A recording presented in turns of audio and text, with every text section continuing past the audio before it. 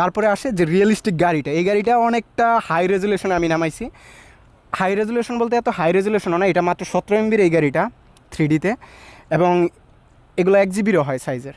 তো আমি এটার ভিতরে ডিটেলগুলো দেখাই আপনাদেরকে, যে এটা এই 17 MB একটা গাড়ির ডিটেল কতটুকু ক্লিয়ার দেখতে পারতেছেন। লাইক এখানে যে বাটনগুলো আছে গাড়ির, বা এখানে গিয়ারটা আছে, অথবা গাড়ির যে স্টিয়ারিংটা আছে, এই স্টিয়ারিংটা আমি দেখতে পারতেছি, এবং গাড়ির সিটটা যদি আপনি দেখেন তাহলে সিটগুলো অনেক প্রপারলি আমি দেখতে পারতেছি। তো এটা হলো আমার সেই লাক্সারিয়াস গাড়ি। এখন আমি এটার বাহিরে আছি, ওকে। আর এই যে গাড়িটার ইঞ্জিনটা এইদিকে, এবং পিছনে এইগুলো আমি রাইখে আসছি। এখন আসা যাক মূল পয়েন্টে, যে আমি যখন অ্যাপটা ডিজাইন করতেছিলাম প্রথমত ভালো করে ডিজাইন করতে পারতেছিলাম না। আমার কাছে মনে হইতেছিল যে গাড়ি হঠাৎ করে অনেক বড় হয়ে যাইতেছে, গাড়িকে মানে কোনো অ্যাকশন করানো যাইতেছে না, নড়াচড়া করানো যাইতেছে না। তারপরে আমি আস্তে আস্তে অ্যানিমেট করা শিখছি। এই গাড়িটা দেখবেন যে অ্যানিমেট করা, যেরকম জাস্ট গাড়ির উপরে যদি আমি ক্লিক করি তাহলে হয়তোবা এই যে যেরকম এটার উপরে ক্লিক করে এটা অ্যানিমেট হয়ে গেছে, এটা আপনার পাখা জাপড়াইতেছে, এটা আমি গাড়ির পরেই বলতাম।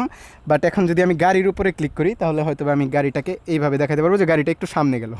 এই এতটুকু অ্যানিমেট করছি, চাকা চোকা কিন্তু কিছু ঘুরে নাই। এর কারণ হলো আমি অ্যানিমেটটা এইভাবে করছি যে গাড়িটা সামনে যাবে।